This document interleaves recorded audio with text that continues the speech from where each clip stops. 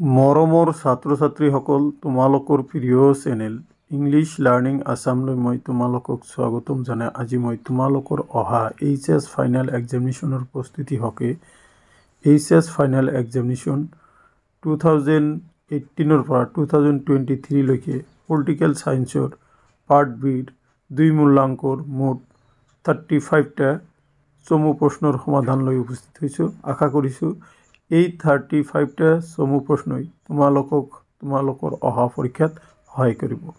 মৰমৰ ছাত্ৰ ছাত্ৰীসকল, ইতিমধ্যে মই মোৰ চেনেল ইংলিছ লাৰ্ণিং আছামে প্ৰস্তুত কৰা মডেল কুৱেশ্যন পেপাৰখনৰ সমাধান আগবঢ়াইছে আৰু এটা ভিডিঅ' দীঘল প্ৰশ্নৰ সমাধান কৰি দিলে সেই মডেল কুৱেশ্যনৰ সমাধানখিনি শেষ হ'ব। নিশ্চয় তোমালোকে চাইছা, যদি কোনোবা মৰমৰ ছাত্ৰ ছাত্ৰীয়ে সেই ভিডিঅ'টো চোৱা নাই তেতিয়াহ'লে তোমালোকে সেই ভিডিঅ'টো চাই ল'বা। দ্বিতীয়তে, এই কেইবাদিনৰ পৰা পলিটিকেল সায়েন্সৰ কেইবাটাও ভিডিঅ' তোমালোকৰ আগত আপলোড কৰা হৈছে। নিশ্চয় তোমালোকে সেইখিনি চাই উপকৃত হৈছে। অহা আৰু ভিডিঅ'বিলাকতো তোমালোকৰ অহা পৰীক্ষাৰ কাৰণে কিছুমান ইম্পৰ্টেণ্ট কুৱেশ্যন এনচাৰ আলোচনা কৰা হ'ব। নিশ্চয় সেইখিনিও তোমালোকক পৰীক্ষাত সহায় কৰিব। মৰমৰ ছাত্ৰ ছাত্ৰীসকল, পোনপ্ৰথমতে আজিৰ এই ভিডিঅ'ত পাৰ্ট বিৰ পলিটিকেল সায়েন্সৰ 2 মূল্যাংকৰ প্ৰশ্নসমূহ লোৱা হৈছে 2023 বৰ্ষৰ প্ৰশ্নৰ কাকতৰ পৰা। এইটো আছিলে 2023 বৰ্ষৰ প্ৰশ্ন কাকত। এতিয়া দেখা পাৰ্ট বিটো, এইটো হ'ল পাৰ্ট বিৰ প্ৰশ্ন। দেখা পাৰ্ট বিৰ একেবাৰে 6 নং প্ৰশ্নলৈ যোৱা। 6 নং প্ৰশ্নত কোৱা হৈছে যে নিম্নলিখিত প্ৰশ্নসমূহৰ যিকোনো 6টাৰ উত্তৰ দিয়া। স্বাধীনতা লাভৰ ঠিক পিছতেই ভাৰতবৰ্ষ সন্মুখীন হোৱা 2টা প্ৰত্যাহ্বান উল্লেখ কৰা। আৰু এটা প্ৰশ্ন আছিলে কি, বি নম্বৰৰ প্ৰশ্নত কোৱা হৈছে ভাৰত বিভাজনৰ 2টা পৰিণাম উল্লেখ কৰা। লগতে মই চি নম্বৰটো চোৱা, 1969 চনৰ ৰাষ্ট্ৰপতি নিৰ্বাচনত কংগ্ৰেছৰ দলীয় প্ৰাৰ্থী কোন আছিল? নিৰ্বাচনটোত কোনে জয়লাভ কৰিছিল? দল ত্যাগ বুলিলে কি বুজা? 1986 চনত স্বাক্ষৰিত হোৱা মিজোৰাম চুক্তিৰ 2টা পৰিণতি উল্লেখ কৰা। 1 নম্বৰ, ভাৰতৰ গণ আন্দোলনসমূহৰ 2টা বৈশিষ্ট্য লিখা। জি, ভাৰতবৰ্ষত আঞ্চলিকতাবাদৰ উৎপত্তিৰ 2টা কাৰণ লিখা। এইচ, ভাৰতত সন্মিলিত চৰকাৰৰ যিকোনো 2টা বৈশিষ্ট্য লিখা। আই, 1977 চনৰ লোকসভা নিৰ্বাচনৰ 2টা ফলাফল লিখা। জে, 1975 চনত ঘোষণা কৰা জাতীয় জৰুৰীকালীন অৱস্থাৰ 2টা পৰিণতি উল্লেখ কৰা। স্বাধীনতাৰ পিছত ভাৰতে তাৎক্ষণিকভাৱে সন্মুখীন হোৱা 2টা প্ৰত্যাহ্বানৰ বিষয়ে আলোচনা কৰা। স্বাধীনতা লাভ কৰাৰ লগে লগেই ভাৰতবৰ্ষই 3টা কঠিন প্ৰত্যাহ্বানৰ সন্মুখীন হৈছিল। প্ৰথমটো আছিল জাতি গঠন প্ৰক্ৰিয়াক কেন্দ্ৰ কৰি ভাৰতবৰ্ষ এখন বিশাল ৰাষ্ট্ৰ, বহুতো ভৌগোলিক বিচিত্ৰতাৰে পূৰ্ণ ভাৰতবৰ্ষৰ বিভিন্ন জাতি উপজাতি ভাষা ভাষী তথা বিভিন্ন ধৰ্মাৱলম্বী লোকৰ বাসস্থান। এনে এখন বৈচিত্ৰ্যপূৰ্ণ বিশাল দেশক একতাৰ ডোলেৰে বান্ধি ৰখাটো বৰ উজু নহয়। তাৰপিছত তোমালোকে 2 নম্বৰলৈ আহা। 2 নম্বৰত কোৱা হৈছে যে সংবিধানে প্ৰদান কৰা গণতান্ত্ৰিক সম্পূৰ্ণ আৰু বহল অৰ্থত বাস্তৱায়িত কৰা। স্বাধীন ভাৰতত গণতান্ত্ৰিক শাসন ব্যৱস্থা প্ৰতিষ্ঠা কৰাটো দেশখনে সন্মুখীন হোৱা দ্বিতীয় প্ৰত্যাহ্বান আছিল। 3 নম্বৰ, ভাৰতবৰ্ষই সন্মুখীন হোৱা তৃতীয়টো প্ৰত্যাহ্বান আছিল চৰকাৰে সমাজৰ সকলো শ্ৰেণীৰ লোকৰে কল্যাণৰ হকে তথা সকলো অঞ্চলৰ সমবিকাশৰ বাবে কাম কৰাটো। এতিয়া তোমালোকৰ বি নম্বৰৰ প্ৰশ্নলৈ আহা। বি নম্বৰৰ প্ৰশ্নত কোৱা হৈছে ভাৰত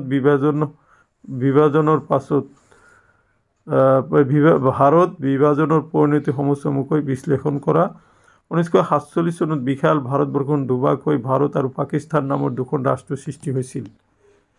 ভাৰত বিভাজনৰ পৰিণতি যথেষ্ট ভয়াৱহ আছিল। ফলত ভাৰত বিভাজনৰ পৰিণতিসমূহ আলোচনা কৰা হ'ল। 1. দেশ বিভাজনৰ ফলত হিন্দু আৰু মুছলমান লোকসকলৰ মাজত সাম্প্ৰদায়িক সংঘৰ্ষৰ সৃষ্টি হৈছিল। 2. ভাৰত বিভাজনৰ ফলত ভাৰত আৰু পাকিস্তান নামৰ দুখন ৰাষ্ট্ৰৰ সৃষ্টি হৈছিল, য'ত মুছলমান সংখ্যাগৰিষ্ঠ অঞ্চলসমূহক লৈ পাকিস্তান গঠন কৰা হৈছিল। 3. দেশ বিভাজনৰ ফলত হিন্দু আৰু শিখসকল মুছলমান সংখ্যাগৰিষ্ঠ অঞ্চললৈ আৰু মুছলমানসকল হিন্দু আৰু শিখ সংখ্যাগৰিষ্ঠ অঞ্চললৈ যোৱা বন্ধ হৈ পৰিছিল। দেশ বিভাজনৰ ফলত হোৱা সাম্প্ৰদায়িক হিংসাত্মক ঘটনাৰ ফলত অসংখ্য লোকৰ মৃত্যু হৈছিল, বহু লোক গৃহহীন হৈছিল আৰু বহু লোক চিৰদিনৰ বাবে পংগু হৈছিল। চ' এইখিনি আছিলে এই প্ৰশ্নটোৰ সমাধান। তাৰপিছত 5 নম্বৰটো হ'ল দেশ বিভাজনৰ ফলত ভাৰতৰ ৰাজ্যসমূহৰ গাঁথনি পুনৰ নিৰ্ধাৰণ কৰা হৈছিল। এতিয়া C নম্বৰলৈ আহা। 1969 চনৰ ৰাষ্ট্ৰপতি নিৰ্বাচনত কংগ্ৰেছৰ দলীয় প্ৰাৰ্থী কোন আছিল? নিৰ্বাচনটো কোনে জয়লাভ কৰিছিল? উত্তৰ: 1969 চনৰ ৰাষ্ট্ৰপতি নিৰ্বাচনত কংগ্ৰেছৰ দলীয় প্ৰাৰ্থী আছিল নীলম সঞ্জীৱ ৰেড্ডী। নিৰ্বাচনত কোনে জয়লাভ কৰিছিল? উত্তৰ: নিৰ্বাচনটোত বি গিৰিয়ে ৰাষ্ট্ৰপতি হিচাপে নিৰ্বাচিত হৈছিল। এতিয়া মই তোমালোকৰ আগত 2 নম্বৰৰ প্ৰশ্নটো লৈ আহিছোঁ। দল ত্যাগ বুলিলে কি বুজা? যেতিয়া কোনো এটা ৰাজনৈতিক দলৰ নেতা বা সদস্যই নিজ দল ত্যাগ কৰি অন্য কোনো ৰাজনৈতিক দলত যোগ কৰে, তেতিয়া এই প্ৰক্ৰিয়াটোক দল ত্যাগ বুলি কোৱা হয়। ই নম্বৰ: 1986 চনত স্বাক্ষৰিত হোৱা মিজোৰাম চুক্তিৰ 2টা পৰিণতি উল্লেখ কৰা।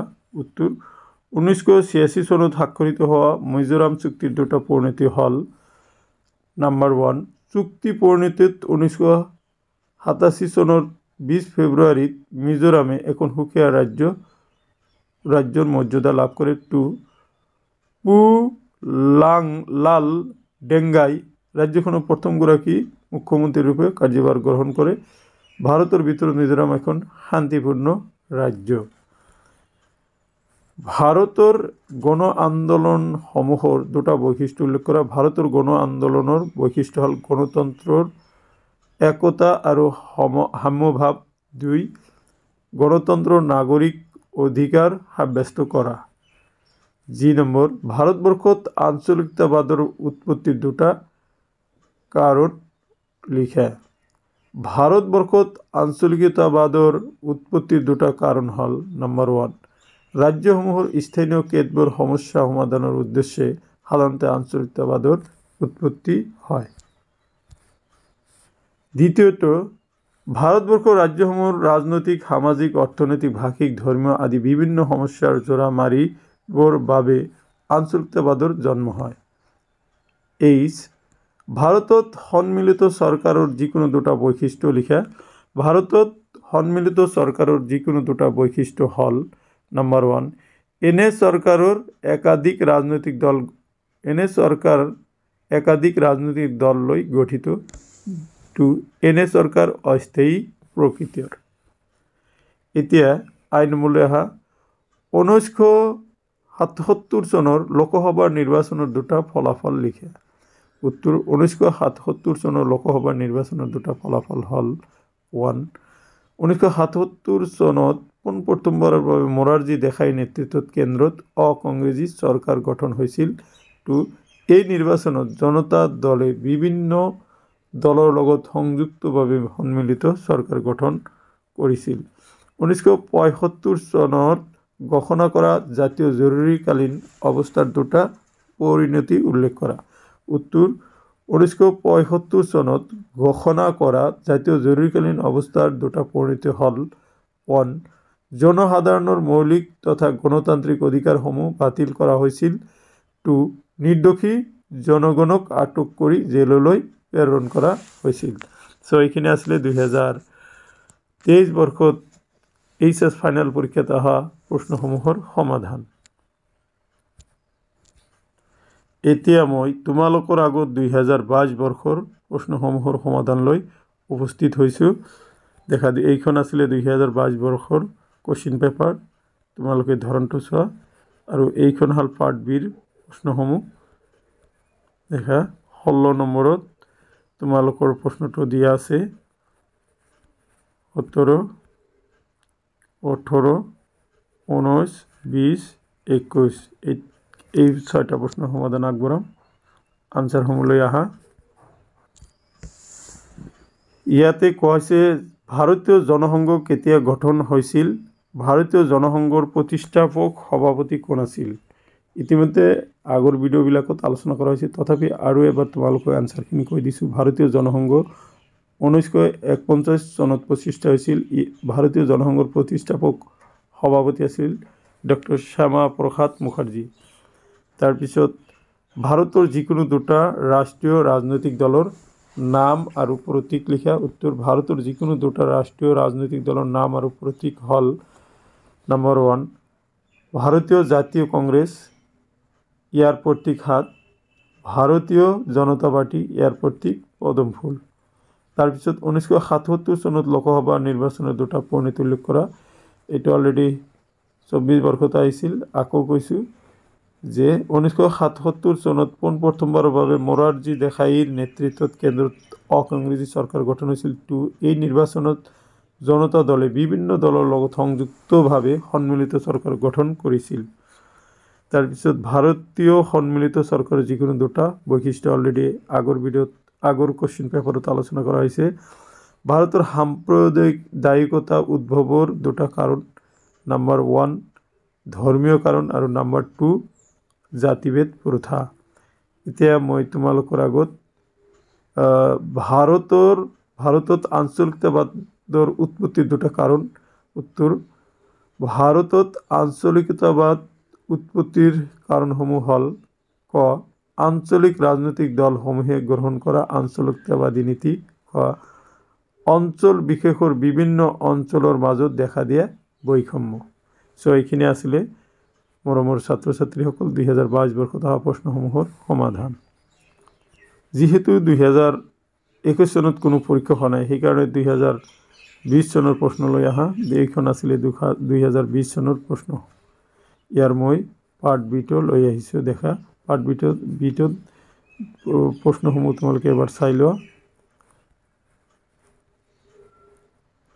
ওকে এটা আনসাৰ দেখা ভাৰতীয় জনসংঘৰ যিকোনো দুটা আদৰ্শ উল্লেখ কৰা ভাৰতীয় জনসংঘৰ যিকোনো দুটা আদৰ্শ হল ভাৰতীয় জনসংঘই ভাৰতত আণৱিক অস্ত্ৰ শস্ত্ৰ নিৰ্মাণৰ ওপৰত গুৰুত্ব প্ৰদান কৰে হিন্দীক ৰাষ্ট্ৰীয় ভাষা হিচাপে প্ৰতিষ্ঠাপন কৰাৰ পোষকতা কৰে নেক্সট ভাৰতৰ নিৰ্বাচনী আয়োগ কেতিয়া গঠন কৰা হৈছিল ভাৰতৰ প্ৰথমগৰাকী মুখ্য নিৰ্বাচনী আয়ুক্ত কোন আছিল ভাৰতৰ নিৰ্বাচনী আয়োগ 1950 চনত গঠন কৰা হৈছিল আৰু ভাৰতৰ প্ৰথম গৰাকী মুখ্য নিৰ্বাচন আয়ুক্ত আছিল সুকুমাৰ সেন 1975 চনত জৰুৰীকালীন অৱস্থা দুটা পৰিণতি ইতিমধ্যে আলোচনা কৰা হৈছে তথাপি কৈ দিছোঁ জৰুৰী অৱস্থাৰ ফলস্বৰূপে ভাৰতীয় গণতান্ত্ৰিক ব্যৱস্থাত সংকট নামি আহিছিল সংবাদ মাধ্যমৰ ওপৰত নিষেধাজ্ঞা আৰোপ কৰা হৈছিল এতিয়া মই তোমালোকৰ আগত 92 নম্বৰ প্ৰশ্নটো লৈ আহিছোঁ মানে নেক্সট প্ৰশ্নটো ভাৰতত আঞ্চলিক ৰাজনৈতিক দলৰ উদ্ভাৱনৰ যিকোনো দুটা কাৰণ উল্লেখ কৰা নম্বৰ 1 হ'ব আঞ্চলিক বৈষম্য নম্বৰ 2 জাতিভিত্তিক দল গঠন মণ্ডল আয়োগৰ দুটা পৰামৰ্শ লিখা মণ্ডল আয়োগৰ দুটা পৰামৰ্শ হল ক চৰকাৰী চাকৰিত OBCৰ বাবে আসন সংৰক্ষণ কৰা শিক্ষানুষ্ঠানত OBCৰ বাবে আসন সংৰক্ষণ কৰা তাৰপিছত দিছে ভাৰতৰ নতুন অৰ্থনৈতিক নীতিৰ দুটা প্ৰধান বৈশিষ্ট্য উল্লেখ কৰা ইতিমধ্যে এইটো প্ৰশ্ন আলোচনা কৰি তথাপি কৈছোঁ ক অৰ্থনৈতিক সংস্কাৰ সাধন কৰি ব্যক্তিগত কৰণৰ ওপৰত গুৰুত্ব আৰোপ কৰা উদাৰীকৰণ কৰি অনুজ্ঞাপত্ৰ প্ৰদান সহজ কৰি তোলা সো এইখিনি আছিলে 2020 বৰ্ষত অহা প্ৰশ্নসমূহৰ সমাধান এতিয়া মই তোমালোকৰ আগত 2019 বৰ্ষত অহা প্ৰশ্নসমূহ আলোচনা কৰিম এইখন আছিলে 2019 বৰ্ষৰ প্ৰশ্ন দেখা ইয়াতে তোমাৰ 16 নম্বৰটো চোৱা অলরেডি 16 নম্বর ভারতীয় জনসংঘ ইয়ার পছি এটা অলরেডি হয়েছে কোন তারিখে ভারতীয় জাতীয় খসড়া দেখা বাকি প্রশ্নসমূহ তোমালোকে পাই যাবা ওকে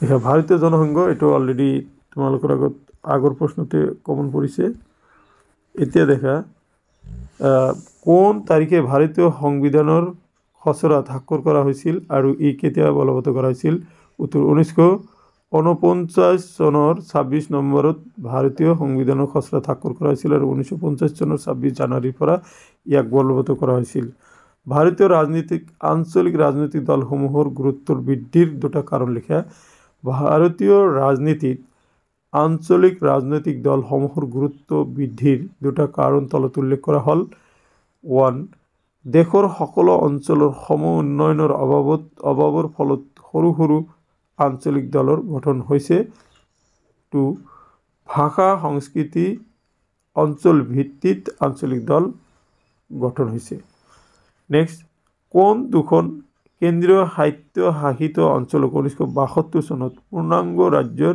মৰ্যাদা দিয়া হৈছিল উত্তৰ হ'ব তোমাৰ মণিপুৰ আৰু মেঘালয় নেক্সট ভাৰত আৰু পাকিস্তানৰ মাজত সংঘাতৰ যিকোনো দুটা কাৰণ উল্লেখ কৰা কেইবাটাও সংঘাতৰ কাৰণ আছে তাৰ ভিতৰত দুটা হ'ল কাশ্মীৰ সমস্যা পাকিস্তান সমৰ্থিত সন্ত্ৰাসবাদ সীমা বিবাদ এইবিলাক তোমালোকে ইয়াতে দিব পাৰা ভাৰতবৰ্ষত সাম্প্ৰদায়িকতা ৰোধৰ বাবে দুটা পৰামৰ্শ দিয়া উত্তৰ ভাৰতবৰ্ষত সাম্প্ৰদায়িকতা ৰোধৰ বাবে দুটা পৰামৰ্শ হ'ল 1 জনসাধাৰণৰ মাজত সাম্প্ৰদায়িকতাবাদৰ বিৰুদ্ধে সজাগতা বৃদ্ধি কৰি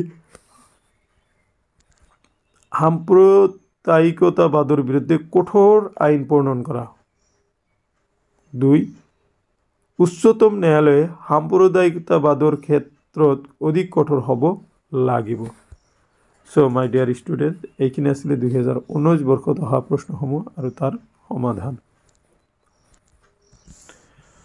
মণ্ডল আয়োগৰ দুটা পৰামৰ্শ লিখা মৰম এইটোৰ আগতে মই ক'ব বিচাৰিছোঁ যে এতিয়া মই তোমালোকৰ আগত 2018 বৰ্ষত অহা প্ৰশ্নসমূহৰ সমাধান আগবঢ়াম এইখিনিতে তোমালোকক উল্লেখ কৰিব খুজিছোঁ যে তোমালোকৰ প্ৰিয় চেনেলে অহা 21 তাৰিখে অনুষ্ঠিত হ'বলগীয়া পলিটিকেল সায়েন্সৰ কোৱেশ্চন পেপাৰৰ সমাধান আগবঢ়াব আশা কৰিম সেই সমাধানে তোমালোকক পৰীক্ষাত লিখা প্ৰশ্নসমূহৰ উত্তৰসমূহ ৰিভাইজ হোৱাত সহায় কৰিব আৰু এইখিনিতে তোমালোকক কৈ থৈছোঁ যে তোমালোকৰ প্ৰিয় চেনেলে ইতিমধ্যে তোমালোকৰ আলোচনাৰ সুবিধাৰ্থে এটি হোৱাটছএপ গ্ৰুপ মুকলি কৰিছে আশা কৰিছোঁ সেইখিনি তোমালোকে সংযোগ হৈ ল'বা আৰু কাৰ কি বিষয়ে আলোচনা কৰিবলগীয়া আছে কাৰ কিবা প্ৰশ্নত বুজাত অসুবিধা আছে নেকি তাতে তোমালোকে আলোচনা কৰিব পাৰিবা আৰু এই ভিডিঅ'ৰ ডিসক্ৰিপশ্যনত সেই হোৱাটছএপ গ্ৰুপৰ লিংক দি দিম তোমালোকে তাতে সংযোগ হৈ ল'বা দেখা মণ্ডল আয়োগৰ দুটা পৰামৰ্শ লিখা ইতিমধ্যে এইটো প্ৰশ্ন আলোচনা কৰা হৈছে তথাপি আৰু এবাৰ তোমালোকৰ আগত আলোচনা কৰিছোঁ মণ্ডল আয়োগৰ দুটা পৰামৰ্শ হ'ল এ অবৈচীসকলৰ বাবে শিক্ষানুষ্ঠানসমূহত 27% আসন সংৰক্ষণ কৰিব লাগে বি চৰকাৰী চাকৰি আৰু অন্যান্য সা সুবিধাৰ ক্ষেত্ৰত 27% সংৰক্ষণৰ ব্যৱস্থা বাধ্যতামূলক কৰিব লাগে নেক্সট দেখা যে নেক্সট প্ৰশ্নটো দিছে যে স্বাধীনতাৰ পূৰ্বে মুছলিম লীগে আগবঢ়োৱা জাতি তত্ত্ব অন্তৰ্ভুক্ত কৰা ৰাষ্ট্ৰ দুখন আছিল ড্যাশ আৰু ড্যাশ খালি ঠাই পূৰণ কৰা এতিয়া স্বাধীনতাৰ পূৰ্বে মুছলিম লীগে আগবঢ়োৱা জাতি তত্ত্বৰ অন্তৰ্ভুক্ত কৰা ৰাষ্ট্ৰ দুখন আছিল ভাৰত আৰু পাকিস্তান তাৰ মানে জাতি মানে এটা জাতি হিন্দু আৰু এটা জাতি মুছলিম বুলি এই মুছলিম লীগে এইখিনি প্ৰস্তাৱ আগবঢ়াইছিল নেক্সট সংযুক্ত চৰকাৰৰ দুটা বৈশিষ্ট্য লিখা ইয়াতে দেখা সংযুক্ত চৰকাৰৰ ইয়াতে তোমালোকৰ আগত দুটা বৈশিষ্ট্য উল্লেখ কৰিব গৈছে সেই বৈশিষ্ট্যৰ এক নম্বৰ হ'ল লিখিত সংবিধান যে ভাৰতবৰ্ষৰ লিখিত সংযুক্ত চৰকাৰত এখন লিখিত সংবিধান থাকিব লাগে যেনেকৈ ভাৰতবৰ্ষৰ সংবিধানখন এখন লিখিত সংবিধান বি নম্বৰ দুখলপীয়া চৰকাৰ যে দুই ধৰণৰ চৰকাৰ থাকিব লাগে সংযুক্ত চৰকাৰৰ বৈশিষ্ট্য অনুসৰি দুখলপীয়া মানে এটা কেন্দ্ৰীয় চৰকাৰ আৰু এটা ৰাজ্যিক চৰকাৰ ইয়াতে থাকিব লাগে তাৰপিছত 1980 চনত মধ্যকালীন নিৰ্বাচন অনুষ্ঠিত কৰিবলগীয়া হোৱাৰ দুটা কাৰণ কি দেখা। 1977 চনৰ লোকসভা নিৰ্বাচনত জনতা পাৰ্টিয়ে চৰকাৰ গঠন কৰাৰ মাত্ৰ 2 বছৰ পিছত পুনৰ 1980 চনত মধ্যকালীন নিৰ্বাচন অনুষ্ঠিত কৰিবলগীয়া হৈছিল। ইয়াৰ কাৰণবোৰ তলত আলোচনা কৰা হ'ল। নাম্বাৰ 1, কংগ্ৰেছ বিৰোধী দলসমূহ একগোট হৈ জনতা দল গঠন কৰিছিল, কিন্তু দলৰ নেতাসকলৰ মাজত সমন্বয় নথকাৰ ফলত প্ৰধানমন্ত্ৰী পদক লৈ দলৰ মাজত সংঘাত আৰম্ভ হৈছিল। বিশেষকৈ মোৰাৰজী দেশাই, চৰণ সিং আৰু জগজীৱন ৰামৰ মাজত এনে সংঘাত আৰম্ভ হৈছিল। তাৰপিছত 2 নম্বৰ, জৰুৰীকালীন অৱস্থাৰ বিৰোধিতা কৰি জনতা দল গঠন কৰা হৈছিল যদিও দলৰ মাজত সুনেতৃত্ব, নিয়মানুৱৰ্তিতা, উমৈহতীয়া কাৰ্যসূচীৰ অভাৱে জনতা দলৰ একতা আৰু স্থায়িত্ব ৰক্ষাত সম্পূৰ্ণৰূপে ব্যৰ্থ হয়। ফলস্বৰূপে মাত্ৰ 18 মাহৰ পিছত চৰকাৰ পতন হয়। এতিয়া মই তোমালোকৰ আগত 3 নম্বৰ পইণ্ট লৈ অহা। 3 নম্বৰ পইণ্টত কোৱা হৈছে যে কংগ্ৰেছ দলৰ সমৰ্থনত চৰণ সিং চৰকাৰখন 4 মাহ চলিছিল, কিন্তু কংগ্ৰেছ দলে সমৰ্থন প্ৰত্যাহাৰ কৰাত চৰণ সিং চৰকাৰৰ পতন হয়। উপৰোক্ত কাৰণবোৰৰ বাবে 1980 চনত পুনৰ লোকসভাৰ মধ্যকালীন নিৰ্বাচন অনুষ্ঠিত হয়। এতিয়া দেখা তোমালোকৰ আগত মই নেক্সট প্ৰশ্ন লৈ আহিছোঁ। ভাৰতৰ বৈদেশিক নীতিৰ যিকোনো 2টা বৈশিষ্ট্য লিখা। ভাৰতৰ বৈদেশিক নীতিৰ যিকোনো 2টা বৈশিষ্ট্য হ'ল: A, পঞ্চশীল নীতি, B, শান্তিপূৰ্ণ সহ অৱস্থান নীতি। নেক্সট, ভাৰতীয় ৰাজনীতিৰ পৰিপ্ৰেক্ষিতত বিশাল মিত্ৰতা মানে কি? ভাৰতীয় ৰাজনীতিৰ পৰিপ্ৰেক্ষিতত বিশাল মিত্ৰতা মানে হ'ল 1971 চনৰ সাধাৰণ নিৰ্বাচনৰ সময়ত সংযুক্ত সমাজবাদী দল, ভাৰতীয় জনসংঘ, স্বতন্ত্ৰ দল আৰু ক্ৰান্তি দল লগলাগি মিত্ৰজোঁট গঠন কৰি ইন্দিৰা কংগ্ৰেছক পৰাজয়ৰ বাবে চেষ্টা কৰিছিল। ইয়াক বৃহৎ মিত্ৰজোঁট বুলি আখ্যা দিয়া হয় বা বিশাল মিত্ৰতা বুলি আখ্যা দিয়া হয়। চ' মাই ডিয়াৰ ষ্টুডেণ্টছ, এইখিনি আছিল আজিৰ এই ভিডিঅ'ৰ বিষয়বস্তু। আশা কৰিছোঁ আজিৰ এই ভিডিঅ'ৰ বিষয়বস্তুখিনিয়ে তোমালোকক অহা পৰীক্ষাত সহায় কৰিব। ধন্যবাদ।